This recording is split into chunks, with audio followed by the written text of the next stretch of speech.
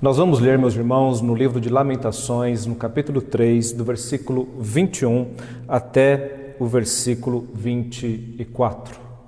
Lamentações, capítulo 3, verso 21 ao verso 24. Quero trazer à memória o que pode me dar esperança. As misericórdias do Senhor são a causa de não sermos consumidos, porque as suas misericórdias não têm fim, renovam-se a cada manhã. Grande é a sua fidelidade. A minha porção é o Senhor, diz a minha alma, portanto esperarei nele. Amém.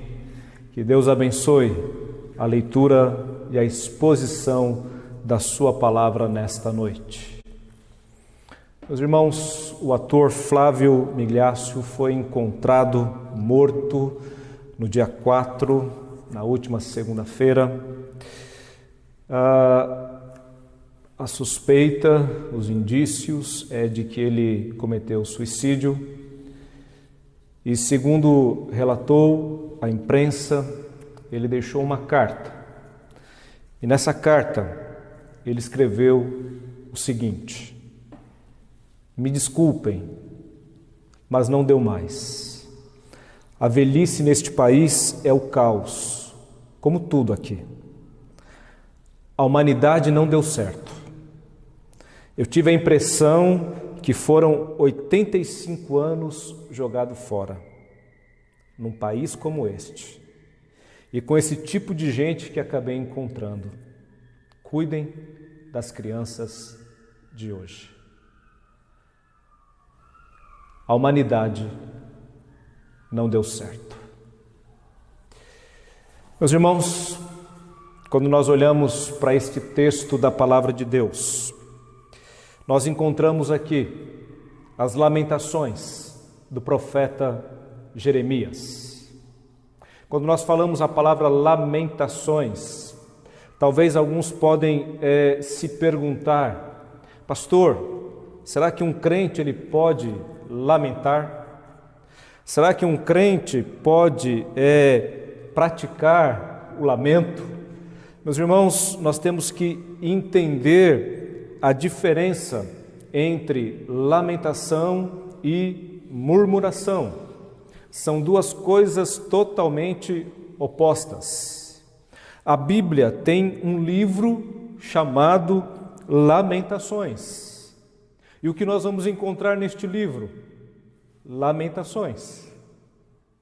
Esse livro, meus irmãos, na verdade é um livro, embora profético, escrito por Jeremias, também é um livro poético.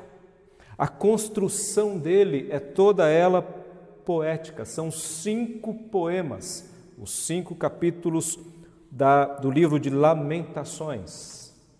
O que nós temos aqui, meus irmãos, é um escrito profético, é um escrito poético, é uma forma de linguagem conhecida naqueles dias como lamentação. Se você abrir a tua Bíblia no segundo livro de Crônicas, capítulo 35, versículo 25, você vai encontrar lá, está escrito: e Jeremias fez uma lamentação sobre Josias, e todos os cantores e cantoras falaram de Josias nas suas lamentações, até ao dia de hoje, porque as deram por estatuto em Israel, e eis que estão escritas na coleção de lamentações. Então, era uma forma de linguagem, era uma forma poética daqueles dias, daquele tempo, algo muito bem construído, muito bem elaborado. Se você observar na Bíblia, você vai encontrar também os salmos, e entre os salmos existem aqueles que são chamados salmos de lamento, salmos de lamentações. Nesse tipo de salmo, nós encontramos ali os seus autores derramando as suas inquietudes diante do Senhor, externando as suas dúvidas, os seus sofrimentos, as suas dores. Nós temos vários salmos conhecidos como salmos de lamento na Bíblia Sagrada. Eugene Peterson, Ele diz assim, que talvez a forma mais comum do Salmo seja exatamente essa, a forma de lamento, porque, meus irmãos, isso é algo muito comum nas nossas vidas. As dores, as lutas, os sofrimentos estão constantemente diante de nós. Esta é a nossa condição comum, essa é a condição da humanidade. Nós temos muitas dificuldades, por isso oramos, muitas vezes, em forma de lamento. Mas lamentar, meu querido, não é pecado. Não é pecado você lamentar, porque existe uma diferença entre lamentar e entre murmurar. Murmurar é pecado, lamentar, não. Pastor, mas qual a diferença entre lamentação e murmuração? Ora, meu irmão, lamentação, nós poderíamos dizer que é a oração daquele que crê. Lamentação é a oração daquele que crê. E murmuração é uma reclamação contra Deus. Aquele que lamenta, meus irmãos, é alguém que tem fé no seu coração, é alguém que coloca a sua dor, o seu sofrimento, a sua angústia diante de Deus, mas continua esperando no Senhor, confiando no Senhor. Agora, o murmurador não. O murmurador é aquele que perdeu a sua fé. O murmurador é aquele que, diante das dificuldades, ele começa a reclamar de Deus, como se a dizer, se eu estivesse no lugar de Deus, eu faria de maneira diferente. Eu faria de outra forma se eu fosse Deus. Por isso que a murmuração é um pecado, pois ela demonstra que nós não aceitamos o que o Senhor tem feito nas nossas vidas. Achamos que merecemos algo diferente, achamos que merecemos algo melhor. Murmuração. Deus não se agrada de murmuradores, e a Bíblia é muito clara nesse sentido. Se você olhar no dicionário, você vai ver murmuração, atitude de alguém que se lastima, alguém que queixa em voz baixa, pessoa que resmunga, alguém que tem a prática de censurar, alguém que fala contra outra. A murmuração tem a sua visibilidade na Bíblia, especialmente ali no povo de Israel e na sua caminhada pelo deserto. O povo que murmurou, o povo que reclamou, reclamavam de tudo, reclamavam de Moisés, reclamavam de Deus, reclamavam por falta disso, por falta daquilo, murmurando. Isso, meus irmãos, entristeceu o coração de Moisés, e isto entristeceu o coração de Deus, que veio com julgamento sobre o povo por conta das suas murmurações. Paulo, escrevendo aos Filipenses, capítulo 2, versículo 14, ele diz assim: meus irmãos, fazei tudo sem murmuração. Lá em 1 Coríntios, capítulo 10, versículo 10, o apóstolo Paulo, escrevendo à igreja, diz assim: não murmureis, como também alguns deles, lembrando lá do povo no Egito, murmuraram e pereceram pelo destruidor. Deus não se agrada de murmuradores. O murmurador só reclama, o murmurador não vê saída, o murmurador não vê esperança. Quem murmura é porque perdeu a fé. Murmuração traz juízo de Deus, murmuração traz maldição. Não murmure, meu irmão. Mas eu posso lamentar, pastor? Pode, porque lamento é diferente de murmuração. Lamentar é expressar com palavras aquilo que você está sentindo em teu coração. E isso você pode fazer em forma de oração. Isso você pode fazer em forma de louvor. Lamento é uma manifestação dolorida por causa de um sofrimento. Pode ser feito através de palavras, de gritos e até mesmo de choro. Lamentação é a oração daquele que crê. O murmurador está passando por uma crise e ele diz assim: essa crise está tão difícil que nem Deus dá jeito. O lamentador, aquele que lamenta, ele vai dizer: estou passando por uma crise, está tudo muito difícil, mas meu Deus, Ele vai dar um jeito. É muito diferente, meus irmãos, lamentar e murmurar. Quando o povo terminou ali a reconstrução dos muros, naquele período de Neemias que chefiou ali aquela reconstrução, ele lá no capítulo 8, versículo 9 e 10, está escrito assim: e Neemias, que era o governador, e o sacerdote Esdras, o escriba, e os levitas que ensinavam ao povo, disseram a todo o povo: este dia é consagrado ao Senhor vosso Deus, então não vos lamenteis, nem choreis. Naquele momento, meus irmãos, quando o povo estava reunido ali, eles haviam terminado a obra, e havia sim um sentimento de tristeza misturado com um sentimento de alegria, mas Neemias vem e diz: meus irmãos, hoje não é dia de choro, meus irmãos, hoje não é dia de lamento. E no versículo 10 ele diz assim: disse-lhes ainda: ide, comei as gorduras, bebei as doçuras e enviai porções aos que não têm nada preparado para si, porque este dia é consagrado ao Senhor nosso Deus. Portanto, não vos entristeçais, porque a alegria do Senhor é a vossa força. Aleluia! A alegria do Senhor é a vossa força. Haverá tempo de lamento, haverá tempo de choro, haverá tempo de dor, mas haverá tempo também de festa, de alegria, de júbilo, de dança. Por isso, meus irmãos, nós temos que entender que há uma diferença muito grande entre lamentação e murmuração. Deus não se agrada de murmuração, de murmurador, mas Deus escuta a nossa lamentação. Jeremias está lamentando diante do Senhor. O povo havia sido levado cativo, a cidade estava destruída. Meus irmãos, aquele momento era um momento muito difícil, um momento de grande dor, de grande tragédia em Israel. Não poderia ser diferente.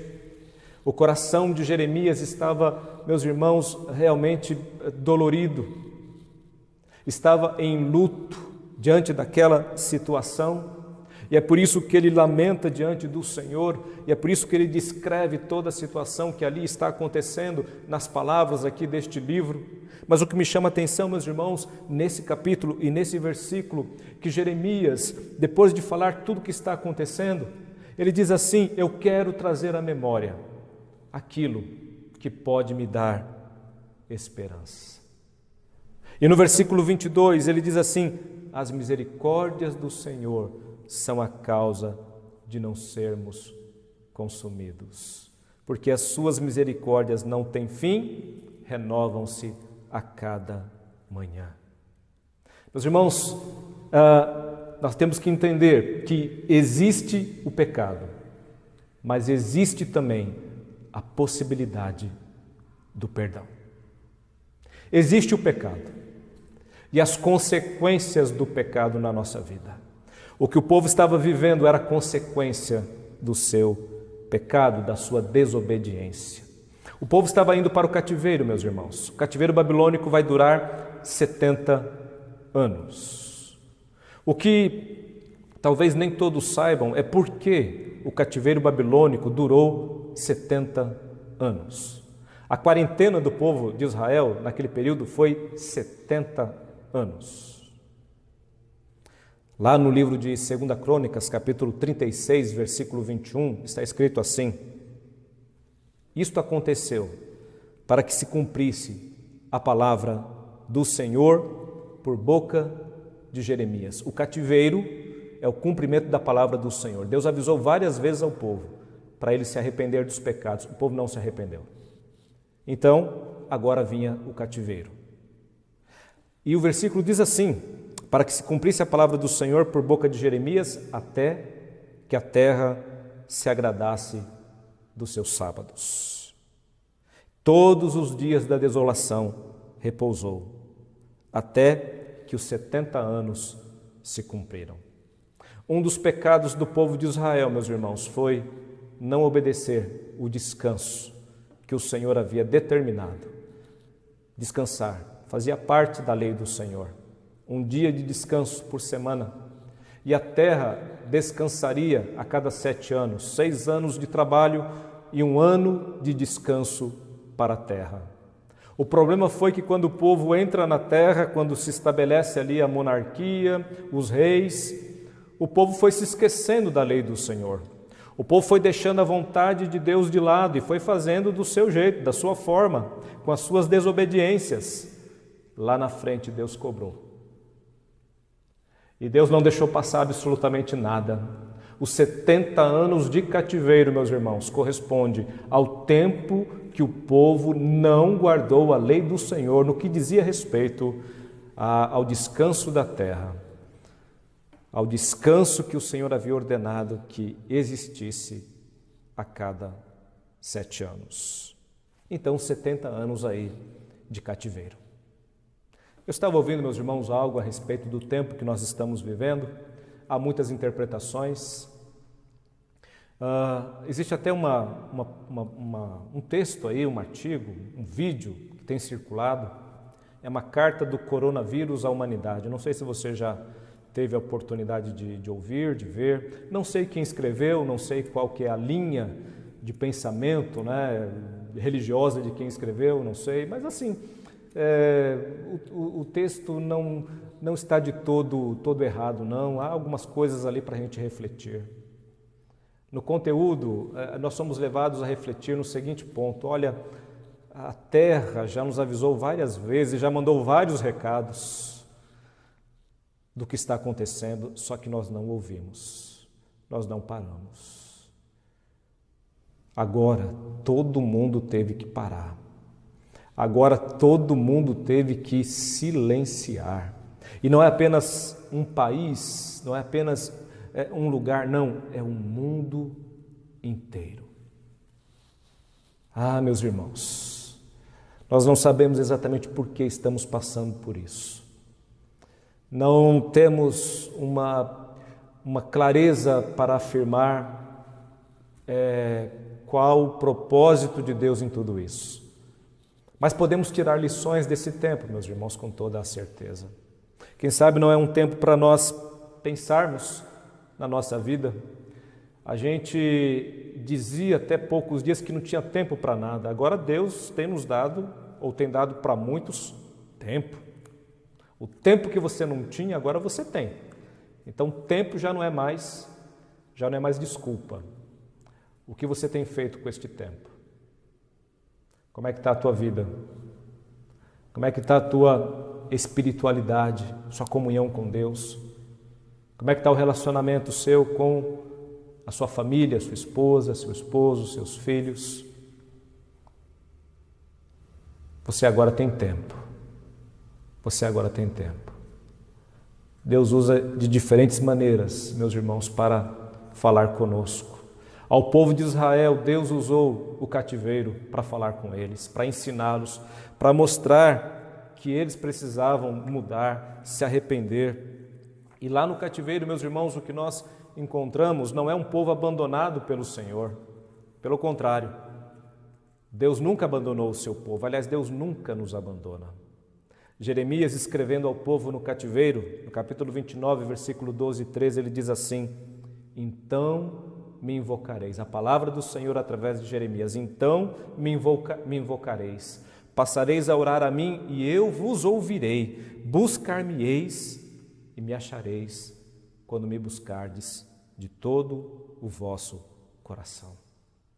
Existe, meus irmãos, o pecado, ele é uma realidade na nossa vida, mas existe também a possibilidade do perdão. Existe o caminho do arrependimento, existe o caminho da mudança. Louvado seja o Senhor, meus irmãos, porque Ele nos dá oportunidade para reconhecermos o nosso erro, reconhecermos a nossa maldade, nos reconciliarmos. Olha que coisa maravilhosa, você pode olhar para trás, você pode ver o erro que você cometeu, aquilo que você fez que você não deveria fazer, aquilo que você falou que você não deveria falar, pessoas que você machucou que você não deveria machucar, e você tem a oportunidade de mudar, de pedir perdão, de se reconciliar. Deus nos dá uma segunda chance. Já imaginou se o cativeiro fosse para sempre? Já imaginou se Deus colocasse o seu povo ali e o deixasse ali para sempre? Deus sempre abre uma porta de esperança. Jeremias olha para aquela situação, vê o sofrimento, vê a dor, vê a luta, mas ele pode dizer: as misericórdias do Senhor são a causa de não sermos consumidos. Ele sabe que é pecador e que o povo é pecador, que estão passando por aquilo por conta dos seus erros, mas ele pode olhar para o Senhor e olhar para o Senhor encontrando graça, misericórdia, perdão. Ah, meu amado, deixa eu falar uma coisa com você. Todos nós erramos, todos nós falhamos, mas o Senhor dá para mim, dá para você uma chance de recomeçar, uma chance de reiniciar. Não existem pessoas perfeitas, na Bíblia não tem ninguém perfeito. Eu gosto muito, meus irmãos, da carta de Tiago, lá no capítulo 5, no versículo 17, quando Tiago escreve assim a respeito de Elias. Elias era homem sujeito às mesmas paixões que nós. Ou, em outra tradução, semelhante a nós, sujeito aos mesmos sentimentos. E orou com fervor para que não chovesse, por 3 anos e 6 meses, não choveu sobre a terra. Nós olhamos para alguns personagens bíblicos e talvez pensamos que eles são verdadeiros super-heróis. Elias é o homem do fogo, não é? Jó é o imbatível. Davi é o derrubador de gigantes, destruidor de gigantes. Mas aí a própria palavra de Deus vem e diz: olha, homens semelhantes a nós. Nós conhecemos a história deles toda. E eles tiveram momentos de grandeza, momentos de exaltação, mas eles tiveram momentos também onde eles foram para o fundo do poço. Passaram por profundas dores e profundas angústias, questionaram, choraram, lamentaram. Há uma outra tradução do texto de Tiago que diz assim: Elias era uma pessoa frágil como nós. Eu e você somos pessoas frágeis.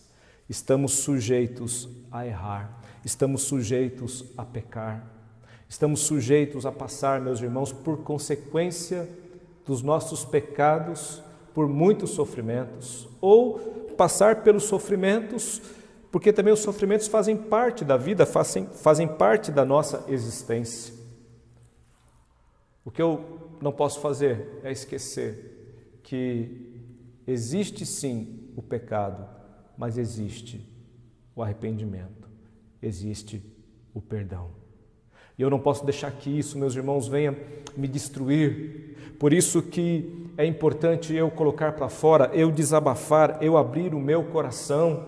A prática do desabafo é algo extremamente importante e os médicos dizem isso, tanto do corpo como da alma, e a palavra de Deus diz isso também. Se você ler o Salmo 62, versículo 8, confiai nele, ó povo, em todo o tempo derramai perante ele o vosso coração. Jeremias estava derramando o seu coração diante do Senhor, assim como Jó derramou o seu coração, assim como Davi, Elias e tantos homens de Deus derramaram o seu coração na presença do Senhor. Nós não precisamos ter vergonha disso, meus irmãos. Estamos passando por um tempo muito difícil. Eu não sei como você está. Talvez você já tenha perdido a paciência nesse tempo. Talvez a tua angústia, as tuas dúvidas, as tuas ansiedades já tenham tomado conta do teu coração, você já tenha falado até o que não deveria ter falado. Abre o teu coração diante do Senhor. Rasga o teu coração diante do Senhor. Não murmure, mas lamente, você pode lamentar. E reconheça que você não é perfeito. E reconheça que existe uma segunda chance, uma segunda oportunidade, e que Deus está nos dando esta segunda chance, essa segunda oportunidade o tempo todo, o tempo todo. Jeremias diz assim: as misericórdias do Senhor são a causa de nós não sermos consumidos, elas se renovam a cada manhã. Quantas chances Deus dá para nós? 1, 2, 3. Quantos anos você tem? Quantos dias de vida você tem? Some. Este é o número de oportunidades que Deus está te dando. As misericórdias do Senhor se renovam a cada manhã. A cada manhã, Deus está dando uma nova chance, um novo começo. Quem tem essa verdade no coração, meus irmãos, pode olhar para a palavra de Deus e entender o que Jeremias está vivendo aqui nas suas lamentações. Ele confia plenamente, firmemente no perdão do Senhor, na graça do Senhor, na misericórdia do Senhor. Vai haver mudança, vai haver transformação, porque Deus é misericordioso e as suas misericórdias se renovam a cada manhã. Ainda, meus irmãos, existe dor, mas existe também esperança. Existe dor, mas existe também esperança. O ator Flávio Migliaccio, ele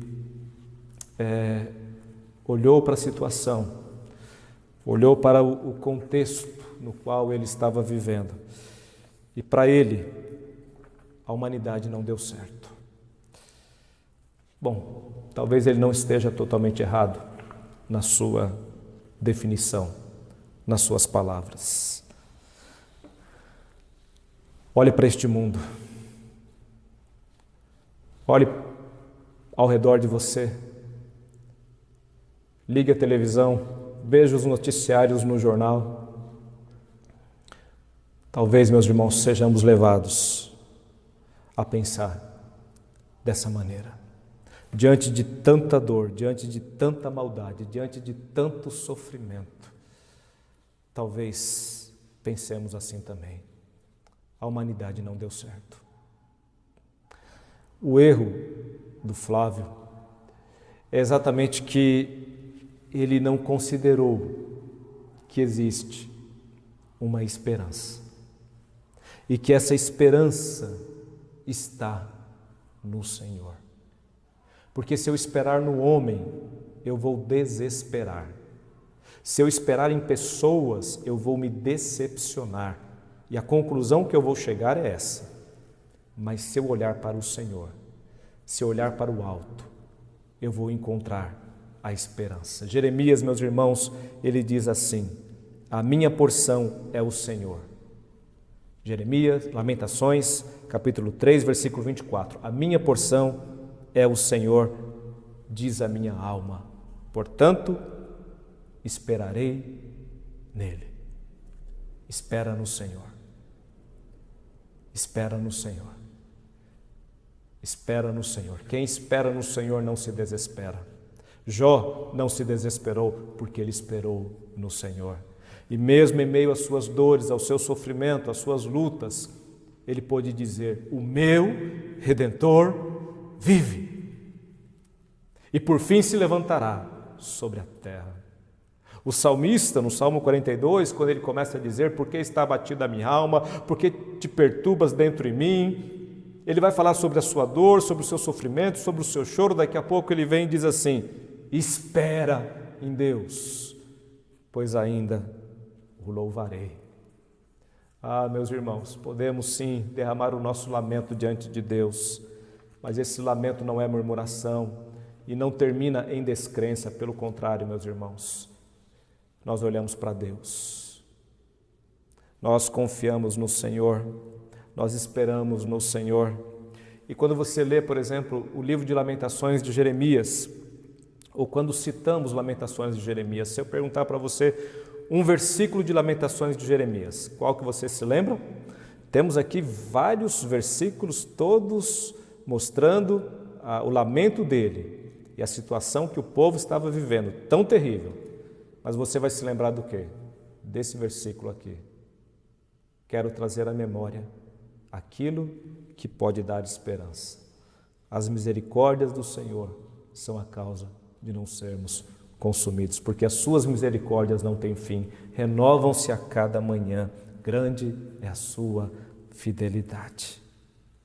Ah, meus irmãos, que coisa maravilhosa. Nós podemos trazer à memória aquilo que nos traz esperança. Sabemos que por conta do pecado, ali no Jardim do Éden, o homem está nesse processo de degradação, de desconfiguração. O pecado, ele desconfigura o projeto de Deus para a humanidade. O problema não está em Deus, o problema está no homem.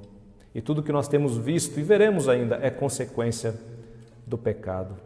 Essa pandemia que nós estamos vivendo, não é isso que transformou o nosso Deus, que é bom, num Deus mau. Deus não ficou mal, meus irmãos, Ele continua sendo bom. O problema não está em Deus, o problema está em nós. O problema está no meu coração, o problema está no teu coração. Nós precisamos confiar no Senhor, nós precisamos esperar no Senhor. Se você olhar apenas para os homens, você vai dizer, essa humanidade não deu certo, não tem jeito para esse homem, não tem jeito para este mundo, não tem jeito para essas situações. Mas se você olhar para o Senhor e esperar no Senhor, você vai encontrar a promessa de redenção, a promessa de transformação, a promessa de mudança, a promessa de novo céu e de nova terra. Romanos capítulo 8, versículo 22 até o versículo 24, diz que a criação geme, a criação suporta, aguardando, esperando a sua redenção. E nós, juntamente com ela, gememos, sofremos também, choramos, aguardando a nossa redenção. Essa é a nossa grande esperança, meus irmãos, que Deus há de restaurar todas as coisas, que Deus há de transformar todas as coisas. Portanto, há esperança, há saída, vai passar, vai terminar. O choro dura uma noite, mas a alegria vem pela manhã. Meu irmão, não importa a situação, não importa o momento, não importa a dor, não importa o que você está perdendo ou aquilo que você vai perder, importa que você está vivo. Que Deus está te dando oportunidades e que tudo aquilo que você conquistou e possa vir até a perder neste tempo, você pode conquistar de novo. Você vai trabalhar, você vai arregaçar as mangas, Deus vai te dar força. Não foi assim que você conseguiu as suas coisas, as suas conquistas? Você vai conseguir de novo. Creia no Senhor, confie no Senhor, não deixe esse tempo de te deformar, não perca a sua fé, não murmure. Você pode lamentar, sim, as suas dores. A lamentação é a oração daquele que crê. Você pode abrir o seu coração, desabafar diante de Deus. Você pode reconhecer também os seus erros, os seus pecados, mas saber que Deus sempre tem uma porta de saída, uma porta de esperança, nos dá uma segunda chance.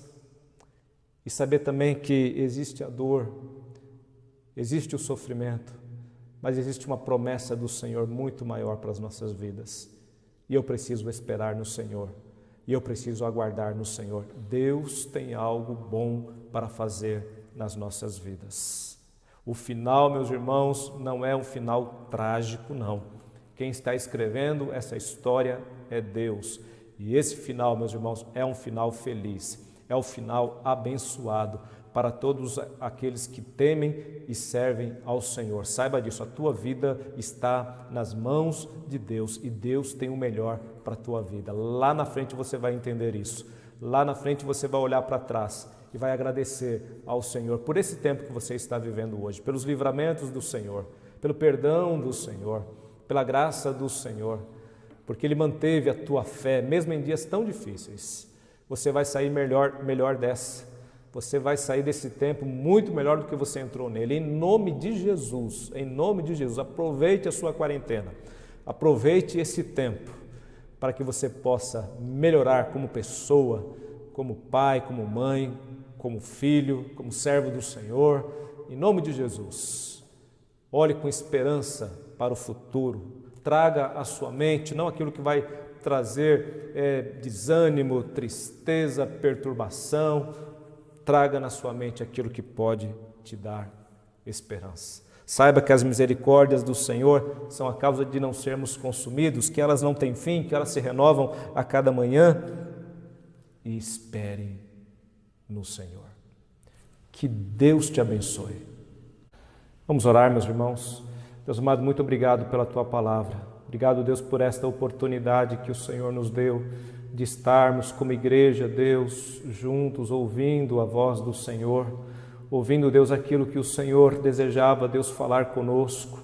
Obrigado, Deus, pela palavra e que essa palavra entre no nosso coração, transforme as nossas vidas. Pedimos, Deus, que o Senhor venha ministrar, Deus, em cada irmão, em cada família, Deus, nesta hora, levando, Deus, a cada lar, a cada coração, a transformação, ó Deus, a cura, a paz, a salvação, Deus amado. O Senhor conhece o que cada um precisa, o que cada um necessita, por isso, nesta hora, em nome de Jesus, ministra nos corações, Deus amado. Obrigado, Deus, mais uma vez por essa palavra e por esse momento que passamos juntos, adorando e louvando ao Senhor. Fica com a Tua igreja, Deus amado, é a nossa oração em nome de Jesus. Amém. Recebei a bênção, que a graça do nosso Senhor e Salvador Jesus Cristo, que o amor de Deus, o nosso Pai, que as consolações do Santo Espírito de Deus repousem sobre vós permaneçam hoje e para todo sempre. Amém.